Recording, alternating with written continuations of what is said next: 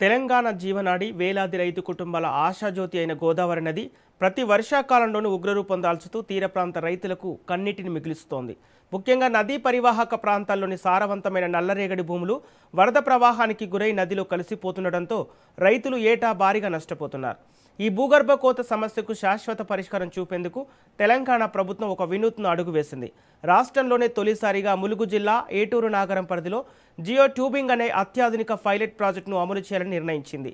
ఈ వినూత్న సాంకేతిక ద్వారా నదీ తీరాలను సంరక్షించి రైతుల సాగు భూములు కొట్టుకుపోకుండా అడ్డుకోవడమే లక్ష్యంగా పెట్టుకుంది. మరింత సమాచారం మా రీజనల్ కోఆర్డినేటర్ చంద్రశేఖర్ అందిస్తారు. నది పరివాహక ప్రాంత రైతులకైతే కంటి మీద కునుకులేని పరిస్థితి. ప్రతి సంవత్సరం గోదారమ్మ తల్లి తన వర్షాకాలం వచ్చిందంటే తన వరదల్లో వేల ఎకరాలను తనలో కలుపుకుంటూ రైతులందరూ కూడా కన్నీటిని మిగులుస్తున్న పరిస్థితి. ముఖ్యంగా ప్రతి వర్షాకాలం కూడా గోదారమ్మ ప్రవాహానికి పొలాలన్నీ కూడా గోదావరిలో కాలగర్భంలో కలిసిపోతుంటే ఒకప్పుడు ఎంతో మందికి పని చెప్పిన రైతు ఈరోజు కూలీగా మారుతున్న పరిస్థితి ప్రతి సంవత్సరం కూడా జరుగుతుంది. ప్రస్తుతం దానికి పులి స్టాప్ పెట్టాలని ప్రభుత్వం నిర్ణయించుకుంది. ప్రస్తుతం మనము ఏటూరు నాగరం వద్ద ఉన్న గోదావరి పరివాహకం ప్రాంతం దగ్గర ఉన్నాము. మనం స్క్రీన్ మీద చూడొచ్చు, ప్రతి ఏటా గోదారమ్మ ఈ విధంగా కోసుకుంటూ పోతుంది. గోదావరి కోతకి గురవడంతో మొత్తం రైతులందరూ కూడా నిత్యం కూలీలుగా మారిపోతున్న పరిస్థితి.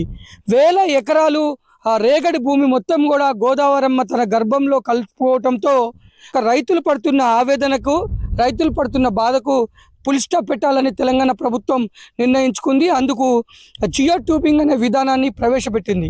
ప్రస్తుతం పైలట్ ప్రాజెక్టుగా ఈ యొక్క గోదావరి పరివాహక ప్రాంతమైన ఏటూరు నాగారంలో 905 మీటర్లలో జియో ట్యూబింగ్ విధానాన్ని ప్రవేశపెట్టింది. మనం చూడొచ్చు, జియో ట్యూబింగ్ విధానంలో ఈ బ్లాక్గా ఉన్న భారీ సంచుల్లో ఇసుకను రింపి మొత్తం ఎక్కడెక్కడైతే గోదావరి కోతకు గురవుతుందో ఆ ప్రాంతాల్లో ప్రస్తుతం ప్రయోగాత్మకంగా ఈ విధంగా భారీ సంచులను మోటార్లతోని ఇసుకని లోపలికి పంపించి మొత్తం సీల్ చేసి ఇక్కడ పెడుతున్నారు. ఇది ముఖ్యంగా ఇది ఈశాన్య రాష్ట్రాలలో భారీగా వరదలు వచ్చిన సమయంలో ఈ విధానాన్ని వాళ్ళు అక్కడ పాటిస్తారు.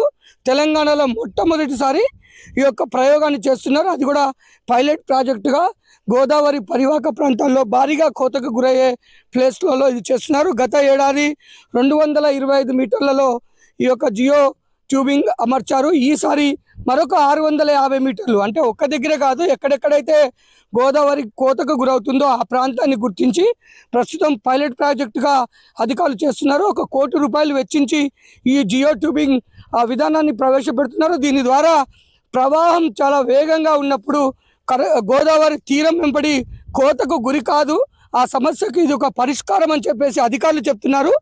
మొట్టమొదటిసారి ఇది ఇక్కడ ప్రయోగాత్మకంగా ప్రవేశపెట్టారు.